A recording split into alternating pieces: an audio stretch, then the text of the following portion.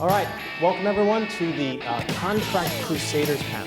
So we're on a mission for winning federal contracting strategies. I'm Kevin Brancato. I lead product strategy at Technomile, but I'm very happy to welcome a really significant panel of folks who understand contracting very deeply.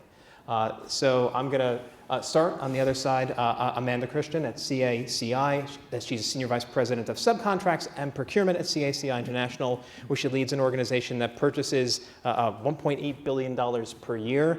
And she's responsible for so many things that it's just going down and down and down on the paper.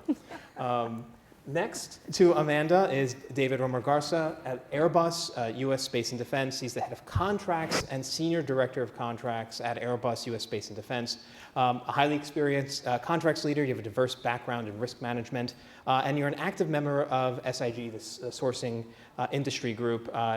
You and your Airbus team were recently recognized and awarded with the prestigious Innovation in Governance Award.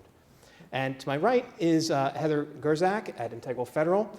She's Chief Administrative Officer at Integral Federal, where she brings nearly 20 years of experience in GovCon contracts. She's an ACML Fellow and NCMA Fellow and serves as the chair of the NCMA for program year 2025 and has been highly recognized for her leadership in contract management. Welcome, everyone. Thank you. Thank you. So I'm going to kick things off and get things started. So this entire panel has been, entire day, it feels like, has been about AI and the ability to take AI and put it into the contracts system. What are you hearing about AI inside of your organization, across organizations? I think the perspective a lot of people have is all over the place. I want to make sure people understand that there's a lot of diverse opinion out there.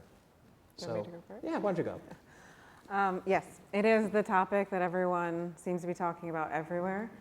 Amanda and I were in Atlanta earlier this month, last month. It's been a whole new month. And we had this exact conversation. And I think from a contracts perspective, it's more about how we can use AI to help make our jobs better. But the human element never goes away. That's where we can spend the best value and use of our time and use the critical eye that our professionals bring and simplify some of the rote and routine tasks. But we really do need to free up people's time to do those higher learning, more complex tasks. And that's where I see AI going, at least in the contracts profession. Yeah, I totally agree with that. So one of the things that I learned, I went to that SIG conference, the Source Industry Group conference, just last month, and just attended the last session that you were leading, Kevin. And they talked about how many organizations and are actually embracing and understanding the AI capabilities and using them. Fortunately, we are that 51% that are 25% or less.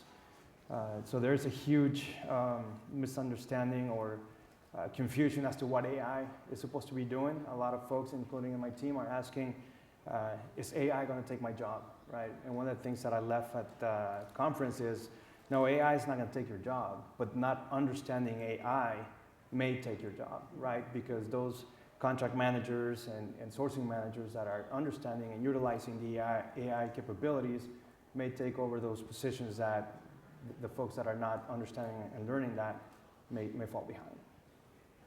So I'm coming from a little bit of a different perspective, coming from the procurement organization, and I just recently took over the contracts department also in January.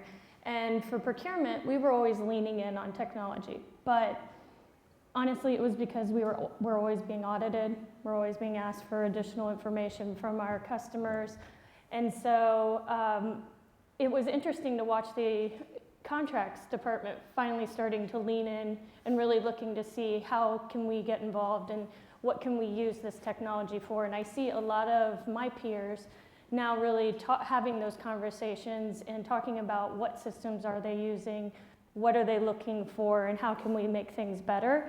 And so I think we're still in the early stages of having those conversations from a contract side. But I know that's one of the things I immediately jumped on taking my position was, okay, I really got to look at our systems, figure out how we can do this better. What can we use? Bots, AI, what is it? Where can we go with this? And those are a lot of the questions I'm tackling right now.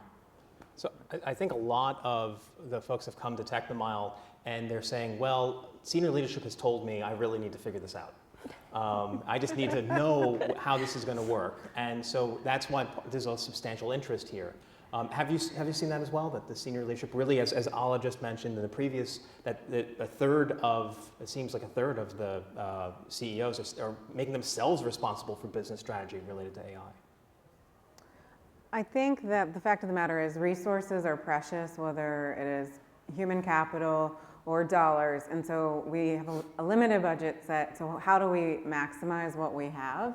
People are also very, very hard to find. And so if we can automate and make the data readily available more easily, that's the push that we're seeing. And AI is certainly that topic that they're looking for us to push. Yeah, sorry. No, I just say also it comes from, we're also coming from a perspective at CACI is just making better decisions. So using it for predictive analytics, taking our data, looking at trends, making decisions, do we want to put our money and position ourselves for this area of work if it hasn't worked in the past. So we're trying to look at it from BMP dollars, which are limited, and saying, okay, what makes the most sense for us? What should we be bidding on? What shouldn't we be bidding on? Yeah, very similar to us is really reducing the amount of user error, right? So reducing the manual processes that we have, missing clauses, and when it comes to regulatory change management, right, is having like an automated notification that can come in and say, hey, you know, new CMMC rule just took place, right? Or what does that mean for your organization? And just like that clause, I mean, there's how many other clauses that get updated or that get released, and you know, in particular, we're all waiting, I'm sure, with the new administration, what the new tariffs are going to be like, right? So I'm sure there's going to be an impact on that. Well, especially for your business, which Absolutely. I think is different. Being at Airbus, you have a more international focus in some areas, even though the U.S. portion. But I see it would affect everyone in the room, basically. You would have this different tariff strategy. From a wider perspective that may or may not be AI, right? So the title of this panel is Winning Federal Contracting Strategies, right? So just to try to dial it back a little bit, AI is only one portion of something larger. I think we're trying to understand how has the contracting strategy at a company changed overall over time? Has the focus of a contract system or change in, say, personnel qualifications, or are there any other larger areas that are being overshadowed by AI that we should really be focusing on? So I'll go on this one. So I can honestly say that I think risk management, and again, you know, we just went to the last session that was very focused on risk management, but I think the implementation of risk management within a contracting department, right, that is focused in the contracts arena, right, goes beyond enterprise risk management.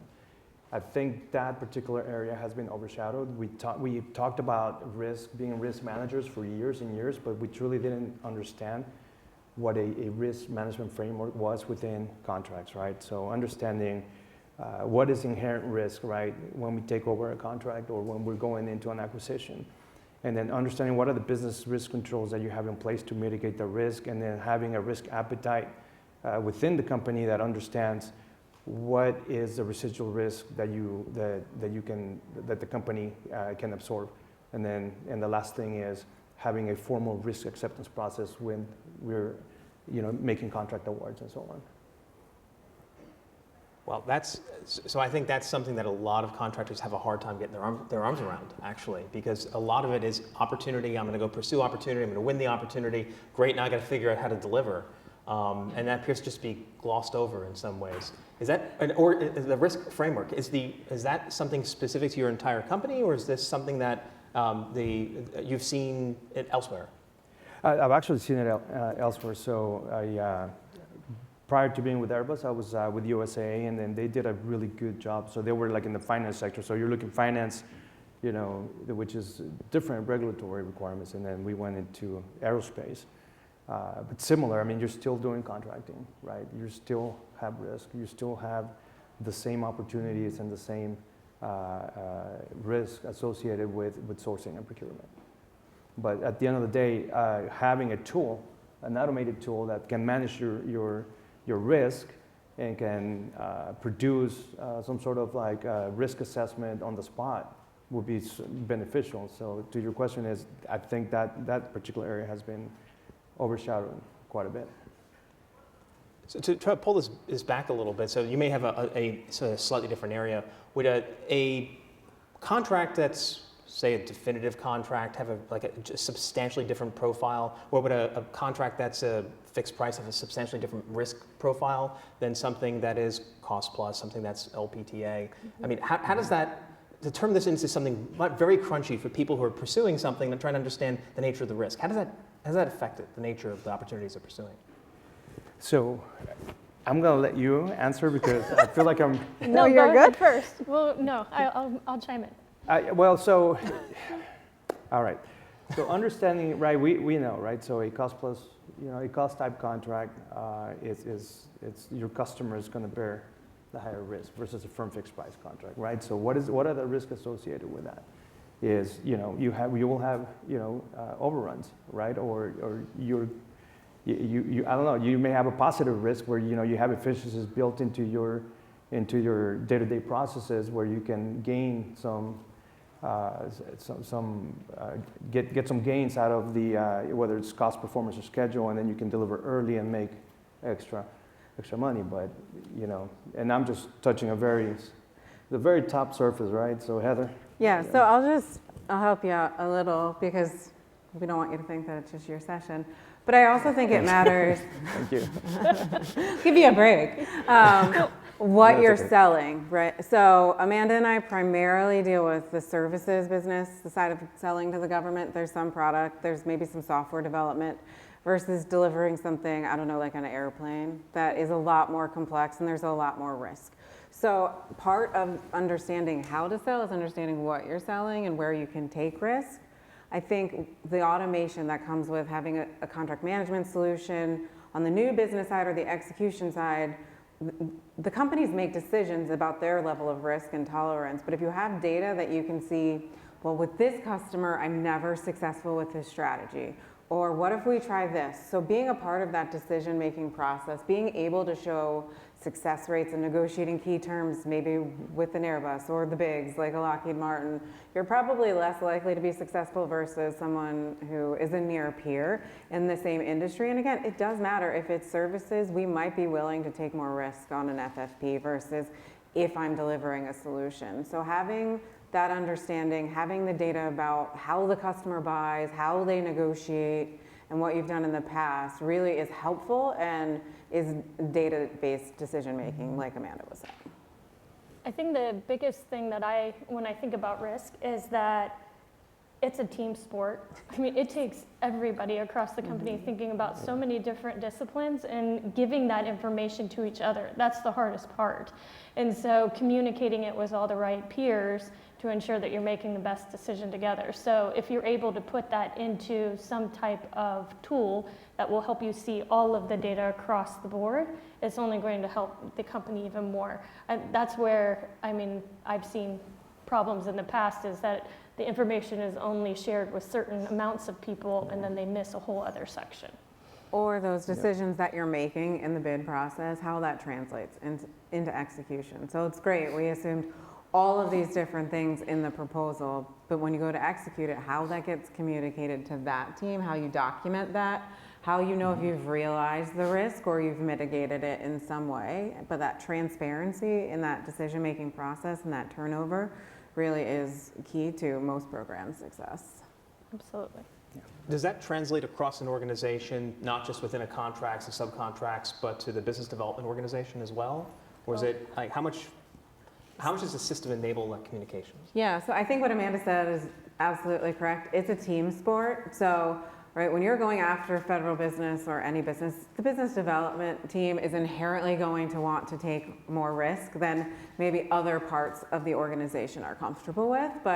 And that's okay. It's about how we get all comfortable with the risk. So helping them articulate the risk that they want to take in a way that the business can understand and appreciate and get comfortable with but really having everyone see into those risks, understand it, that is where I think programs are most successful. From a customer perspective, so I think you had mentioned earlier that you might pursue customers a little bit differently depending on their profiles. To what extent do you actually does the contract system help you take a different tactic to one agency versus the next, or one customer versus the next? Either it could be to the government, or it could be for supply chain. Do you want to take that one first? No, I'll let you. Thanks. So I do think we see buying trends, whether it is a federal customer or a business customer, another government contractor. There are strategies that we all employ, regardless of who you work for, about different ways that we can get around some thorny issue in the proposal or in our solution. And we can pretty much tell how we can negotiate with some customers. Some customers, whether they're government or industry, are more cooperative.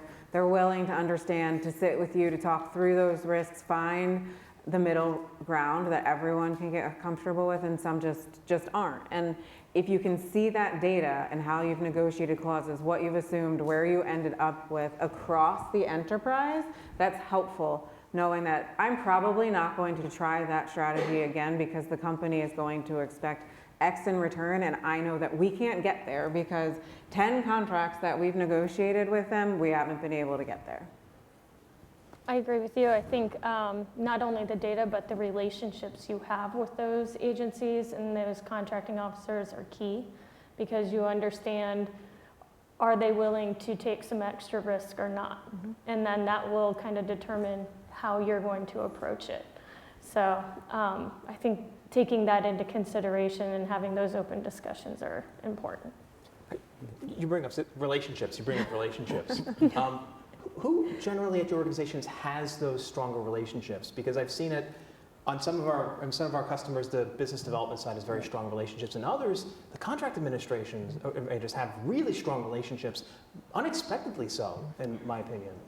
I think it's kind of a secret weapon, a superpower that a lot of really great contracts professionals have, is those relationships.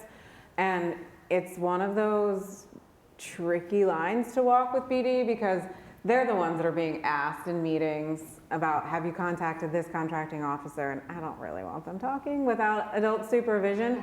But on the other side, our counterparts, they want to talk to someone who speaks their same language also and can understand it from their perspective.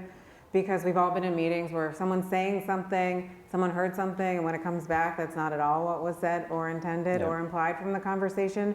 So I think it's really leveraging those relationships together. So whether it's BD or contracts, how we go to the customer should be a united team, and we open the doors for each other, and that's a better conversation if we're all there as one cohesive unit. Yeah, we dealt very similar issues, and that is one of our struggles right now is, hey, you need to bring contracts to those conversations. And the problem that we're dealing with is the business development team comes back, they broker a deal, and then we have to appeal it, try to figure out what they agreed to, and then having to make exceptions or waivers to our internal process within contracting, right? Hey, you guys agreed to this language, and we don't accept that, right? So that's been a struggle for us internally. I think how Heather addressed it, I think it is a tag team approach. I know that, yes, conversations are held individually at times, but the best case scenarios when both are together, or at least facilitating conversations where if there is one, you then join back together so that you can continue the conversation as a team, because it can definitely impact the sale tremendously without the contracts person in the room. So, or kill it, right? It could, yeah. So we're getting hard-won personal experience here as an outcome. And I will say, good or bad, part of being successful, and I think in this industry, is actually proving that you can be that business partner, regardless of it's BD or programs or ops or finance, that you can open the doors, you can have the conversation, you can help navigate thorny issues, you understand the regulatory landscape, and you bring the relationships with you. My best contracts professionals have lines out the door for days, people wanting them to be engaged and involved. And so you can tell the difference. But, as we bring it back to some of the technology areas, it's trying to make their jobs simpler as it relates to some of the corporate things or the business system things that we have to do, so they can go spend their time doing those hard things. Because really our job is to be a solution maker. So if we're not in the room to hear what they said wrong and that we're going to have to peel back, it makes it even harder to figure out how we're going to navigate that gray zone and get to the yes. So if we hear it firsthand, then we can think through, okay, if I do this, this, and this, I can get there. So. And I think that's the right thing. I think a lot of times we get a bad reputation as being the no department or business prevention department, as I like to call it sometimes. But when you can say, we can't do that exactly, but here's what we can do. Let me help you get to the right answer this way where everyone's comfortable. That's where we're bringing the most to any company or customer. Yeah, 100%. I was about to say the same thing. So we had to fight to get credibility within our PMs and our BDs because they did not want us in the room. They're like, you guys hijack my meetings, you say no, right? And so we just don't want you there until the very end. Exactly, here, just sign on the dotted line here. But yeah, very similar. So that's interesting. So the way you're winding up developing these relationships and getting opportunities, it feels like it's synergistic, but you're negotiating before negotiation. It's pretty interesting about how this has to happen. So we've heard earlier about having a contract system and ensuring that you can get the risks and understand the risks and the opportunities. This sounds like it's the real pre-award side of the contract system enables it. Like, you really need to know from an RFI perspective what's in there. Mm-hmm. And so I guess my question is, to what extent is it really important for the system to be able to get the input of the administrator, a contract administrator, or somebody dealing, as opposed to just reading what's out there, being able to react to it, being able to comment on it? Yeah, so I think the less times that we can touch a document or a contract and read it for the same thing, the more efficient and more effective we are with our time.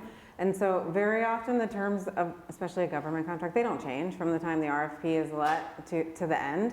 And so if you can do that work up front, which you're doing anyway, to be a part of the solution, a part of the deal, and it's captured in a system, or you can see what's changed very quickly, that takes a lot of time off of the administration or the manager's plates to be able to say, yep, here's what's changed, here's how it affects our strategy or not, and then we can go forward. But when people are constantly picking up a document, well, let me go read it for this one, it's just a big waste of time.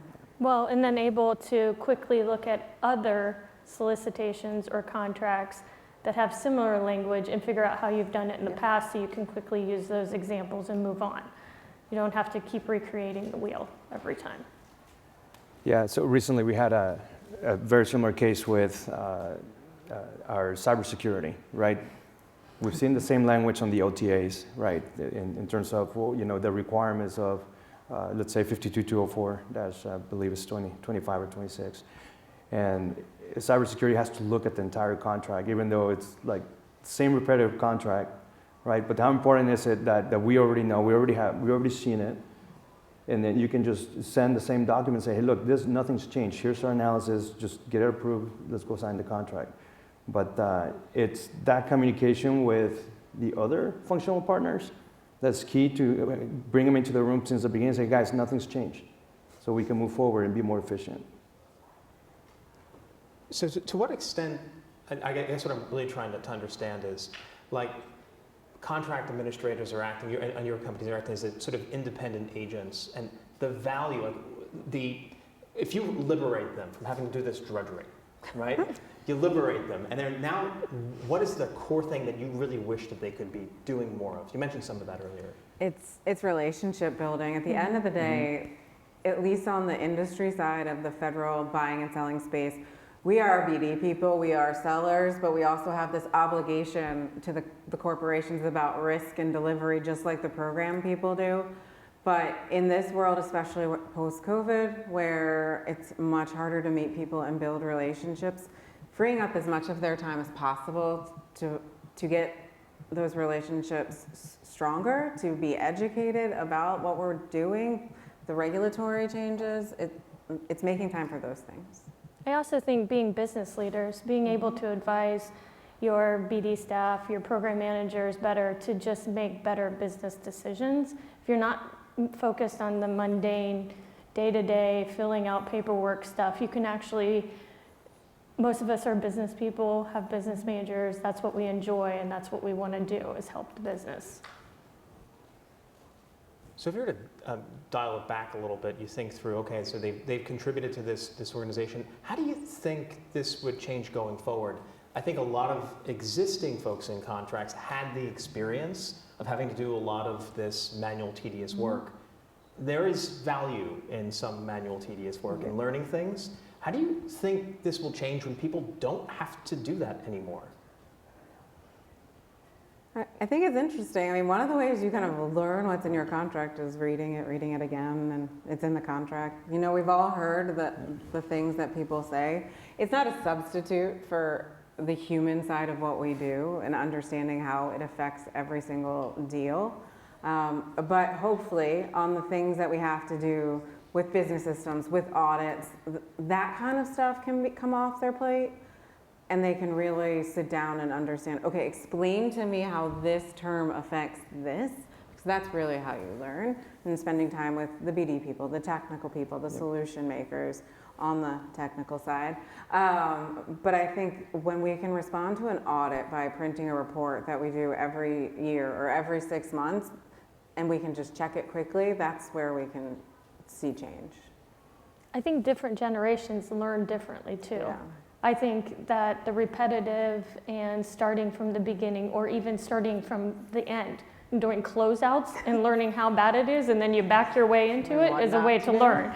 And so that's how you learned, but I don't know that that's the same way that people who are leaving college not learn. Yeah. That's just, they ingest information so differently that I think they're understanding it in a different way than I would have. I thought that the repetitive really helped me, but I think data really helps some people learn that are a lot younger than us.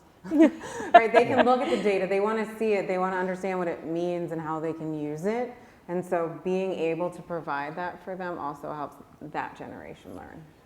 Yeah, and I also think the whole perception that contracts is an administrative function, right, is being reduced because they'll be able to focus more on, you mentioned earlier, Heather, the relational contracting, right? So building those relationships not just externally but internally. But the other piece is now all the work that we used to do in the past, right? When we used to have hard copies, right, and we were punching holes on papers and then putting tabs and printing a sheet. Now everything's automated, right? So we have electronic filing systems, right? So the administrative piece is heavily reduced now, and we can focus on the learning portion, right? What does this clause mean, right? And what are the other what's it called, alternatives that we have for a limitation liability clause or something like that? But yeah. So have you seen so far the education requirements change or the experience levels change of anybody coming through the system that's just starting new? Are you looking for somebody who's different than you did before? I don't know if we're looking for someone different, right? I think it's a business function and we're business leaders. But I do think where things have gotten more challenging is maybe in the higher levels. I think there's less experience, and especially on the government side, and I don't think anybody in the government would shy away from that fact. And so it becomes a lot harder to have a conversation about risk when your counterpart doesn't understand and they've been put in a position.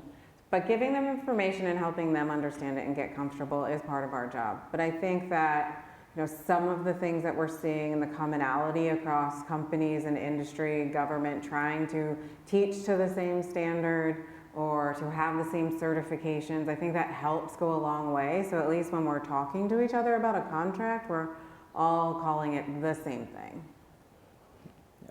the one thing I would say that I look for more now than I ever have in the past is analytics. Yeah. So if a person has, they're coming out of a business school and they have like a minor in data analytics, I mean, that's awesome. The ability to actually understand and extract the data quickly and provide it in some type of form is fantastic, and you don't have very many of those on your staff, so I try to scoop them up as fast as I can. Yeah, I have an interesting case in mind because what's it called?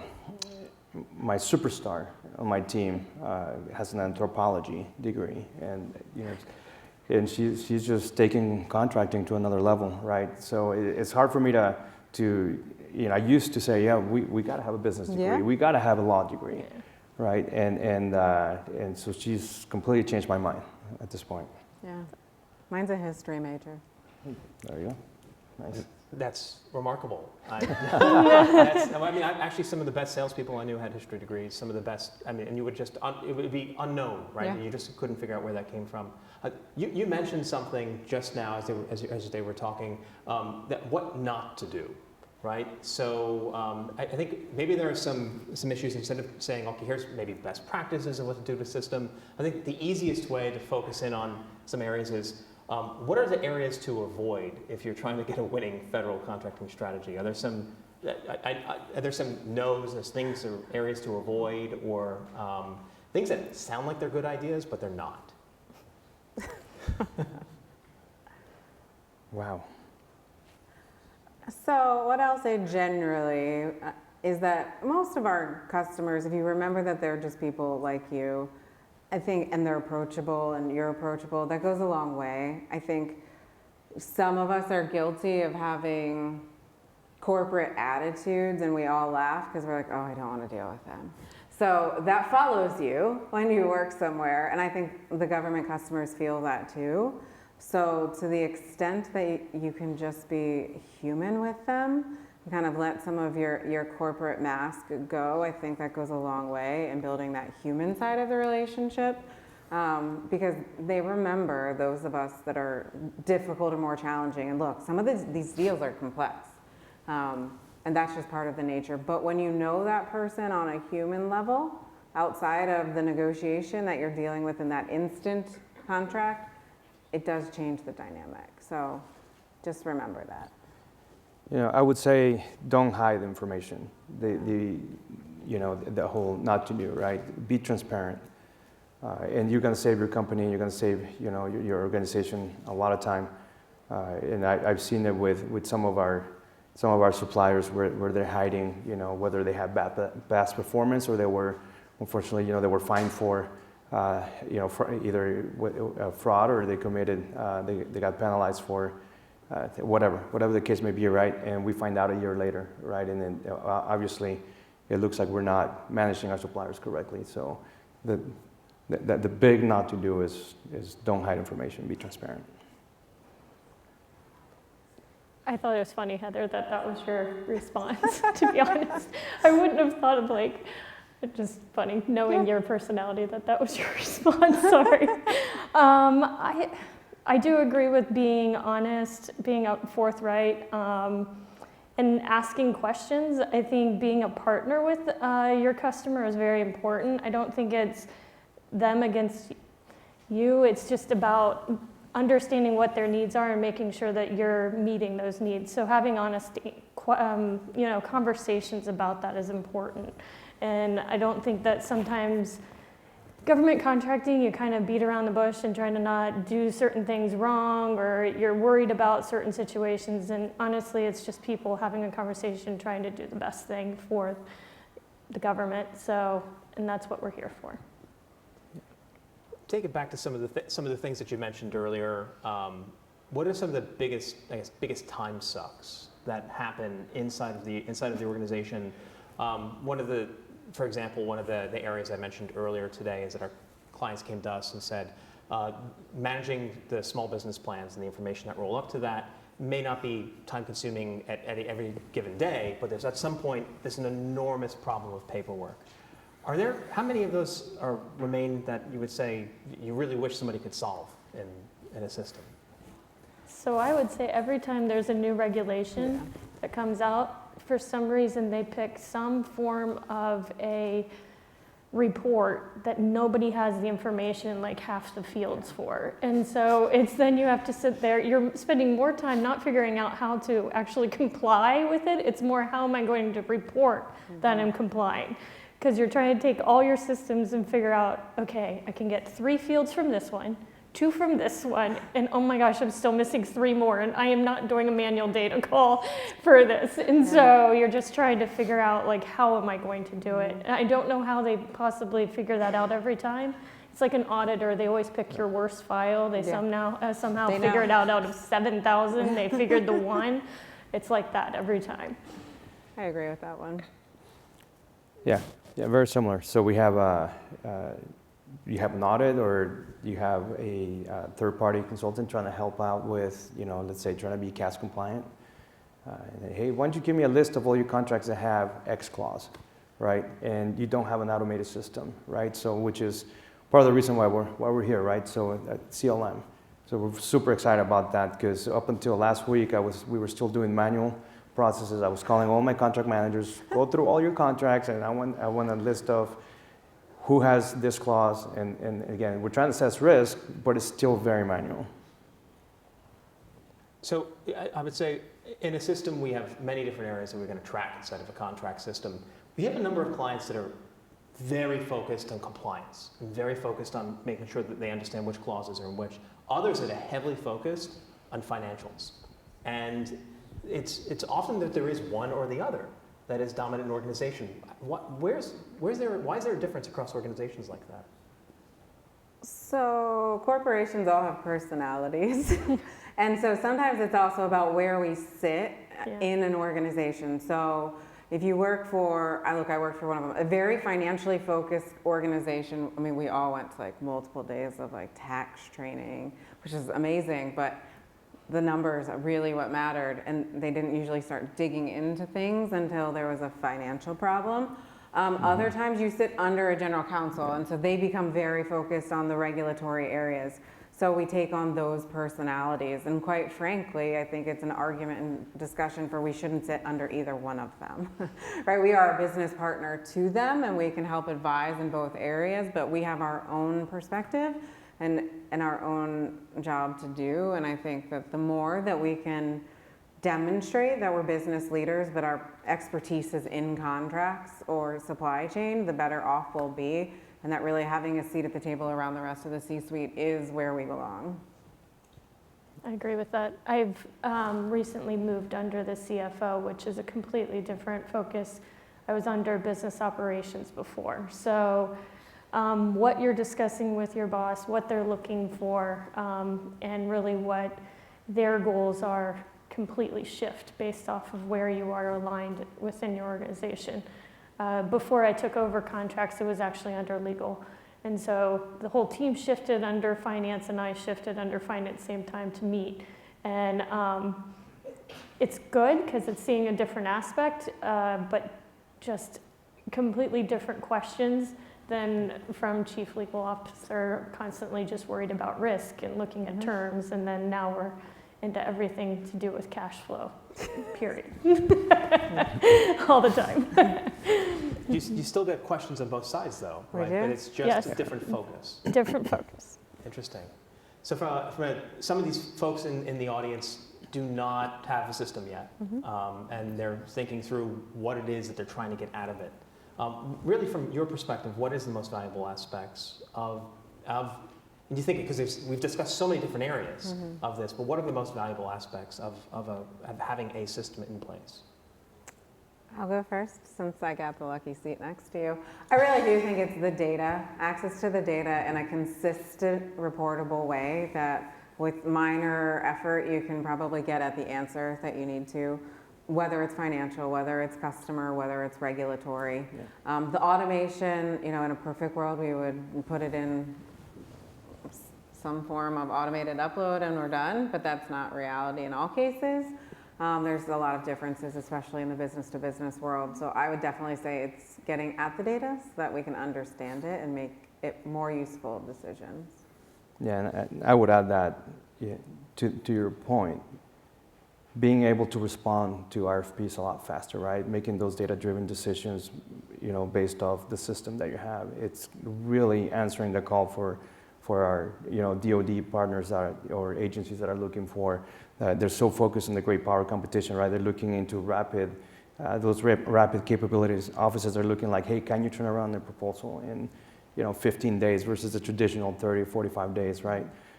So that's what I would say, that's one of the principal benefits of getting that CLM. I can think of a couple things.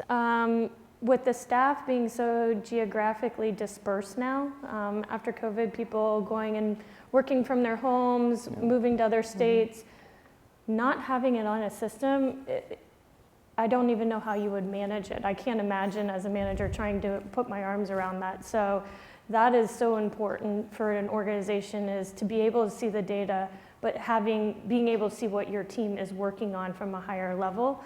And then also thinking of it from the aspect of internal customers. They can access the data at all times too.